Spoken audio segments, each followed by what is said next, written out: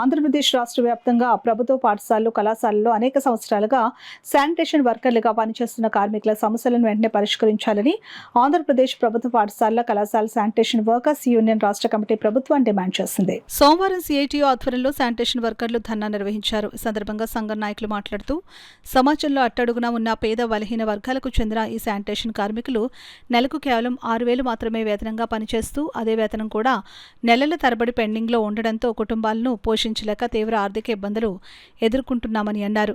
ఈ కార్యక్రమంలో పెద్ద సంఖ్యలో కార్మికులు పాల్గొన్నారు. అలాగే వేసవి సెలవుల్లో వర్క్ చేయించుకుంటున్నారు. వేసవి సెలవుల్లో కూడా ఇంతవరకు కూడా జీతం ఇవ్వకుండా సగం జీతం ఇస్తా ఉన్నారు. అయితే ఈరోజు శానిటేషన్ వర్కర్లందరికీ కనీస వేతనం ఇవ్వాలి. ఉదయం 8 గంటల నుంచి సాయంత్రం 8 గంటల వరకు కూడా పనిచేస్తూ ఉన్నారు. అయినా కూడా ప్రభుత్వం గుర్తించడం లేదు. బడుగు బలహీన వర్గాలకు చెందిన అతి తక్కువ వేతనంతో పనిచేస్తున్న కార్మికుల్ని తక్షణం ప్రభుత్వం గుర్తించి కనీస వేతనం 26,000 రూపాయలు ఇవ్వాలని డిమాండ్ చేస్తా ఉన్నాం. అలాగే స్కూల్ యూనిఫామ్ ఇవ్వాలి. అలాగే ప్రమాద బీమా సౌకర్యం కల్పించాలని, రాజకీయ వేధింపులు ఆపాలి, అక్రమ తొలగింపులు ఆపాలి, అధికారుల వేధింపులు ఆపాలి.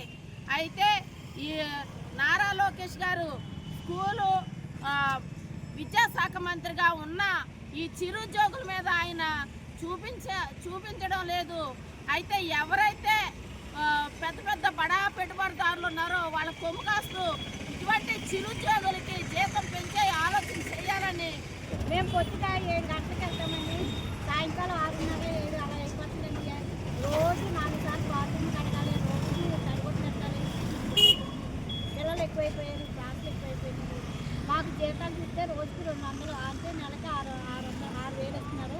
మాకు ఆ జీతాలు సరిపోవట్లేదు. పొద్దున్న సాయంకాలం వరకు కూడా స్కూల్లోనే వర్క్ చేయవలసి వస్తుందండి. పనిచేయడానికి కూడా వస్తుంది. మాకు వేధింపులు కూడా ఎక్కువైపోయినాయండి. అది చేయలేదు, ఇది చేయలేదు, మేము కంప్లైంట్ చేస్తాము, అలాగే ఇలాగనేసి మమ్మల్ని బెదిరిస్తున్నారండి.